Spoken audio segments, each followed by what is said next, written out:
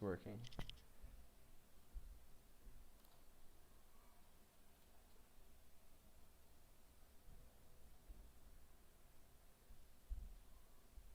So quite late.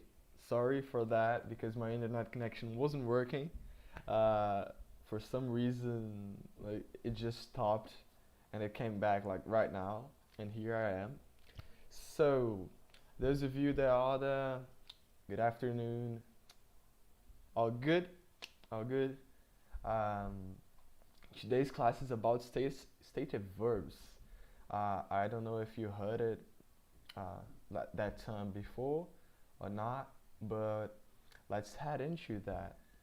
It's important uh, to differentiate what is being said by knowing that there are uh, some specific verbs that uh, that show their meanings in different ways, and we'll just get right to the point of the general knowledge about it. So, general knowledge about stative verbs is that they describe a state rather than an action. So, stative verbs will tell you like the state of what is being said rather than what is being done actually. Um, then they aren't used in the present continuous form. That's something. Uh, it uh, I forgot to put a word in there. They aren't usually used. We'll just forget this for some time because it is quite easier to understand just removing the present continuous form, because then it gets easier to comprehend what they are. So it is pretty common that stative verbs won't be in the present continuous form, and we'll have some examples here. So we know that they express states. Um, they aren't usually used in the present continuous form. And why do you use them? For what do you use them? So they often relate to thoughts and opinions, feelings and emotions, senses and perceptions, possession and measurement. All of those are states.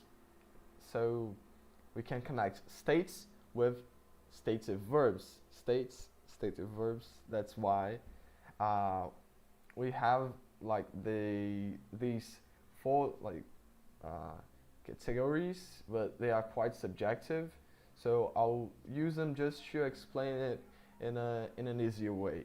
So thoughts and opinions. We have like agree, believe, doubt, guess, imagine, um, know, mean, recognize, remember, suspect, think, understand. Those are all stative verbs depending on the context, obviously, but when they are trying to express thoughts and opinions. So, an example here.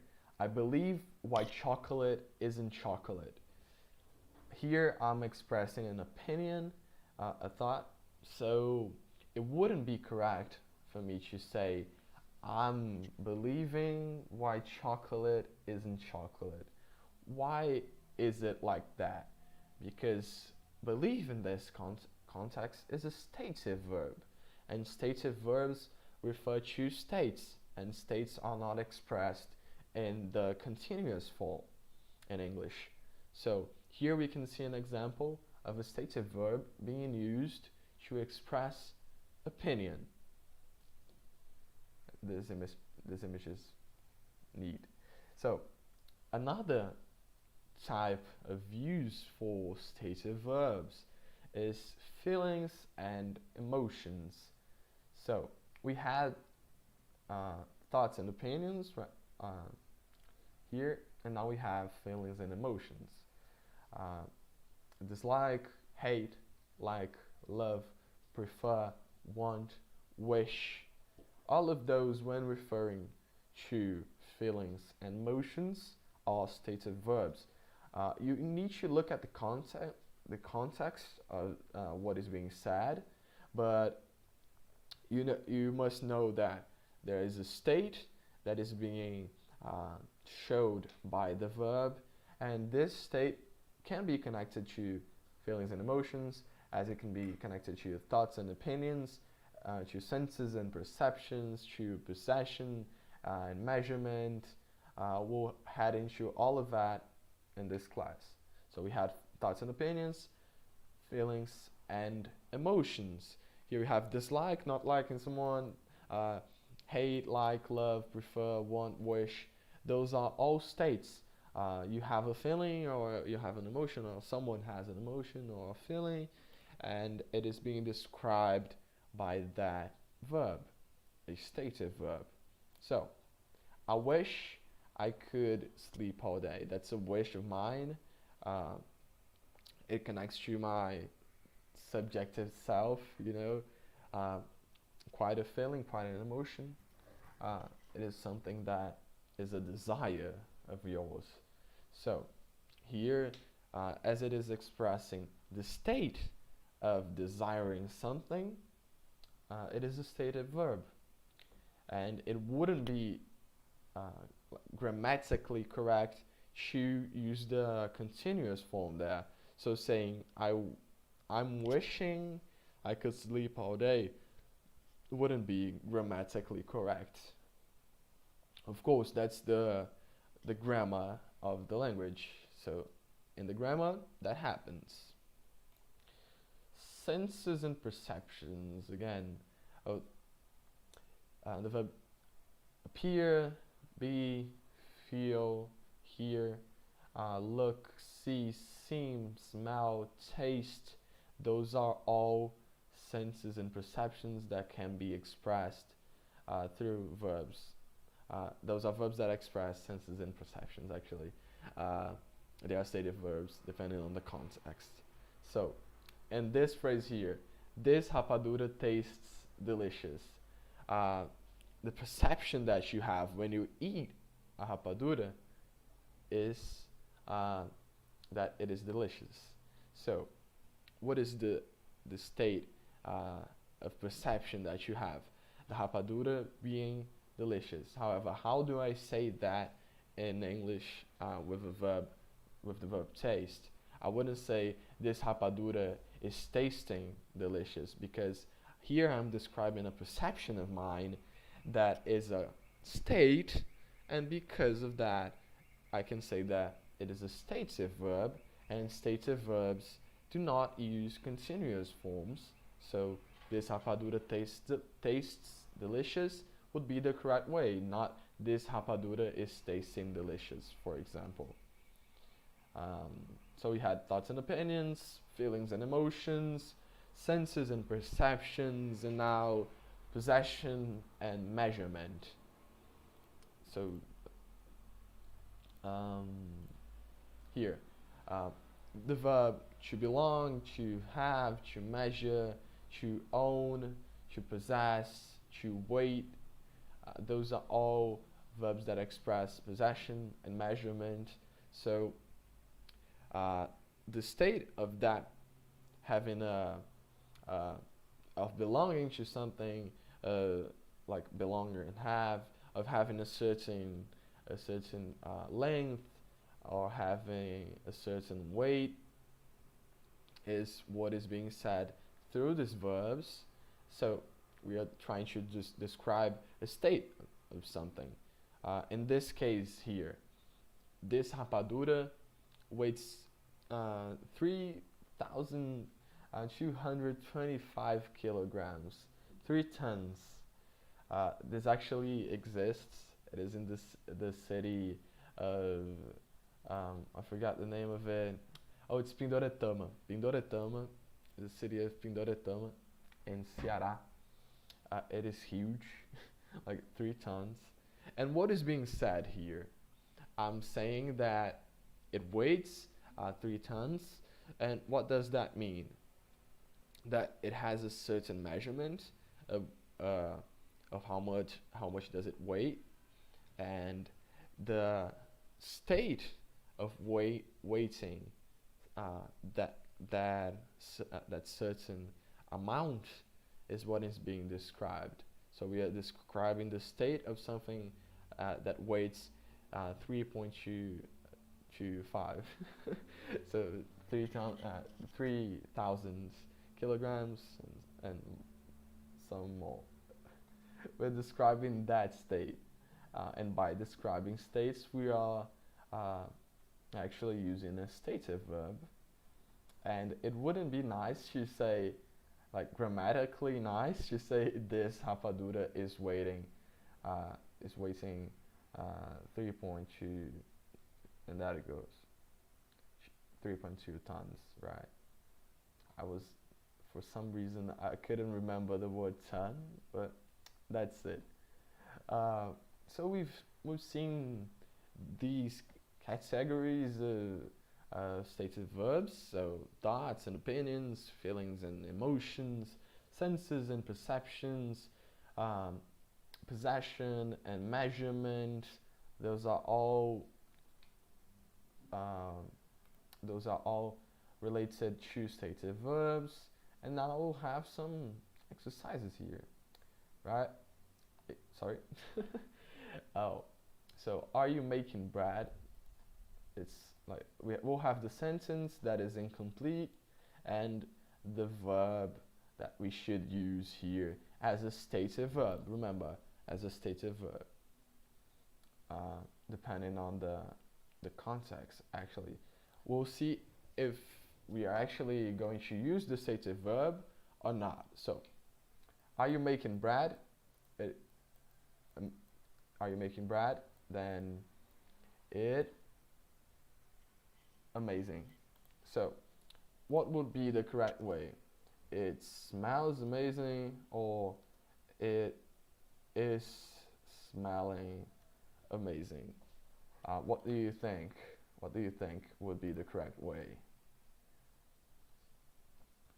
I'll give you some seconds to think about it. And yeah, it smells, because we are talking about the state of having a smell, like that bread having a smell, and therefore stative verb. So it smells amazing. Oh, I could just do this. So they will be here quite soon. The verb is to imagine. So what would be the correct way?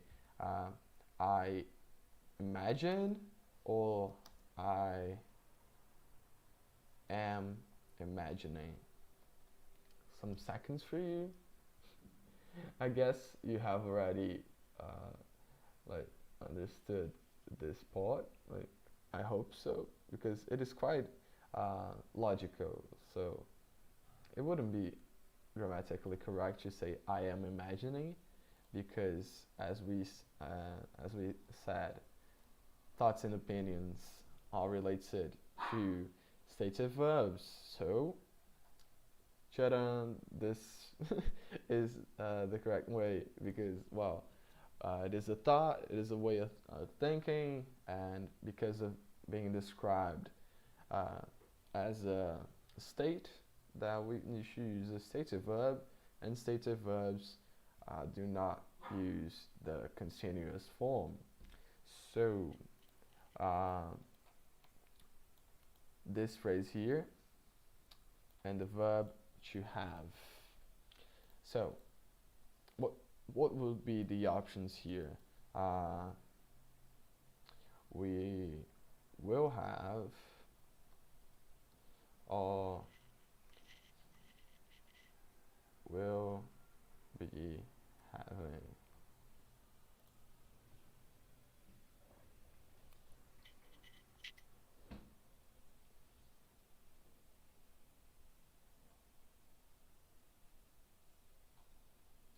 So, depending on, if we changed this sentence here, for example, to be we let's say yesterday, this is a bad example. Like forget the the other one. So we had coffee with Xavier yesterday, or we were having. In this context, what are we trying to express? That meeting existed as an action, and uh, what would be the correct way? So in this case, it would be more more fair to say we had. Let's head to the other example. I'm sorry, I, and the verb is to understand. You could say, I am not understanding, or I don't understand. It's one of these two, and as we know, stative verbs. Oh, sorry, where is it? Thoughts and opinions and stative verbs. Oh gosh, what did I do? So, stative verbs are related to states, and they won't be used in the continuous form usually. So, I don't understand. I'm sorry, I don't understand. Because that's the state of understanding something. So, stative verb. She thinks it's a good idea, and the verb is to agree. She thinks it's a good idea, and I agree. Remember, I said that stative verbs are related to thoughts and opinions. So, agree is certainly about opinion. So, I agree. Oh, sorry. Is this bread ready to eat? Oh, it's sorry. It's not here. It's here. I da da da. This bread is ready to eat. Like the verb is feel. We have to use the verb feel in this sentence here. So feel what I feel something that's a thought of mine. I'm trying to think about what can happen in the future. I have a perception about something, and then I make a guess, and that's feeling something. I feel that something is going to happen. I'm trying to make a prediction based on my thoughts. That's my opinion. That's what I think is going to happen. And again, thoughts and opinions, stative verbs. In this case, I feel this bread is ready to eat. Right. So, let's see something here. We have a text here. Today I decided to bake a cake. I had all the ingredients and the free time. It is in the oven and it is smelling great. What is strange about this sentence? Like this sentence here is actually not in the way of what we think as stative verbs, because well, continuous form here. So saying that it is in the oven and it smells great, or well, it would be far more correct to say and it smells great instead of this. You simply, oh sorry, you simply change it to it smells great, because you're trying to express the state of that perception of yours, and when you're trying to make that specific line of thought it would be more correct to say smells great, because that's how the stative verbs connect connect to the meaning and give birth to meaning. So, mm, we have we have some verbs that sometimes are stative and sometimes are not. For example, the verb to think. So we'll have two examples here. I think it's a good idea. Uh, what am I saying here? I'm giving my opinion, right? And then I could say, wait a moment, I'm thinking. What is the difference between these two uh, phrases here? In this one, I'm expressing an opinion, right? And in the second one, I'm literally saying that that's an action, like I'm thinking, that's the action I'm doing right now, and it is in progress. So I'm trying to describe an action that is being done, and not the state of an idea or a thought or an opinion. So here we have a stative verb, and here we haven't. So that's for the verb to think. We can see that it has two possible ways of going, being a stative verb or not being a stative verb. It depends much on the context.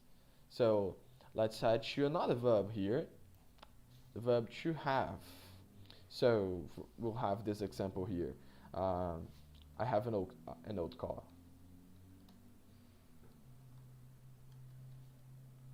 I have an old car. That means I have the possession of that car. Then I say, I'm having a quick break.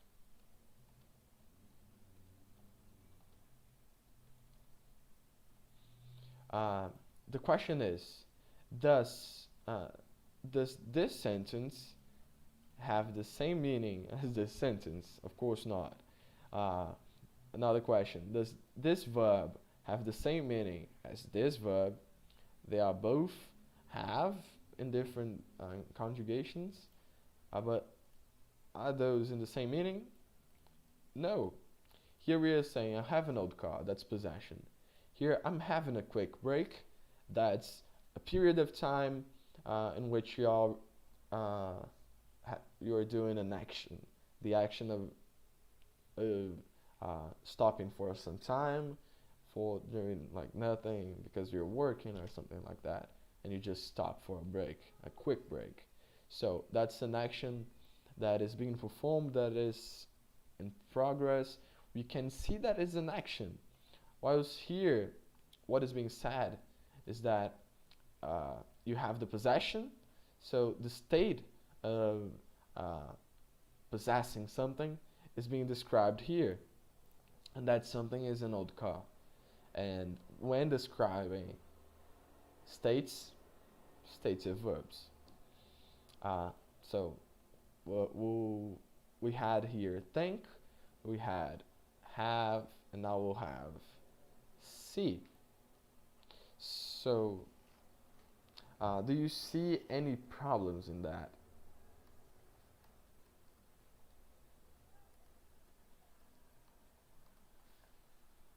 Do you see any problems in that? That's me asking an opinion of yours, right? It's an opinion of yours. And then I say, we are seeing him tomorrow. We are seeing him tomorrow. What's the main difference between these two? Uh, these definitely show different things. Oh, sorry. These definitely are for different purposes and for different meanings. These sentences are different, and why are they different in a matter of verbs?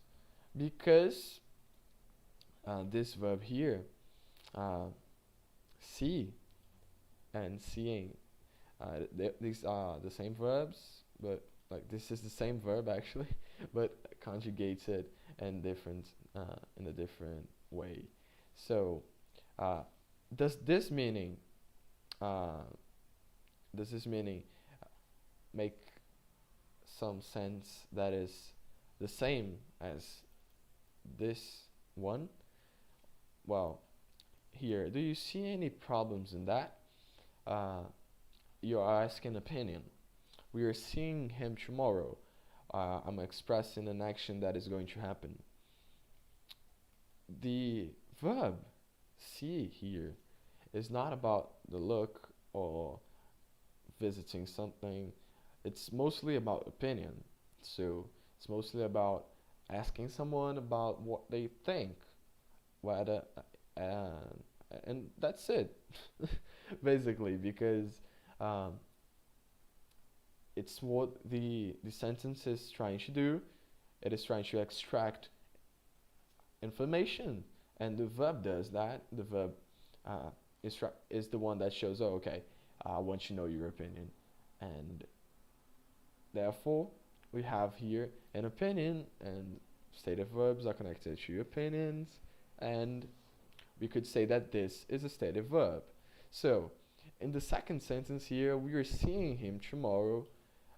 It is the meaning of having a meeting with someone, uh, having that action occurring, and here we have an action actually, not a state. So it would be correct to say we are seeing him tomorrow. All the examples I gave you here are like stative verb and a normal action verb. So we had think, have, see, be. Okay, let's have some examples about be. So he's so charming. What is being said here? That's a state of his. That's a quality of his. So it's a stative verb.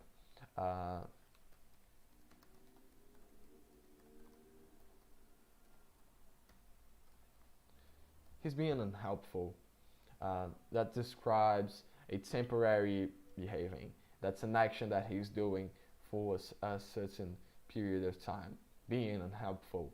So in this case, it wouldn't be a stative verb. Another verb here, taste. So this coffee tastes delicious. And look, the chef is tasting the soup.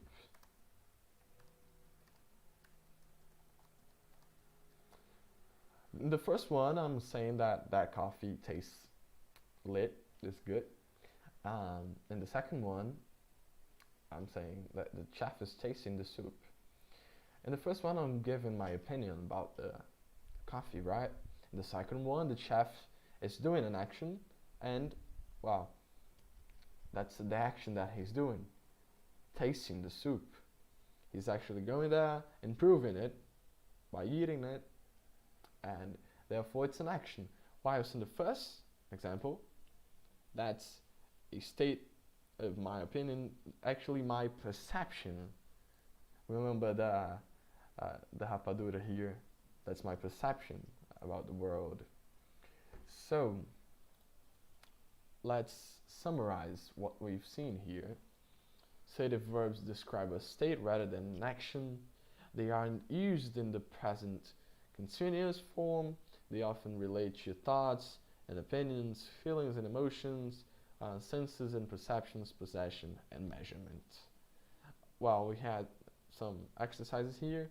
We had a text that you had to find what was wrong. And now we'll have some exercises in Google Classroom. They will be posted. And that's it, basically.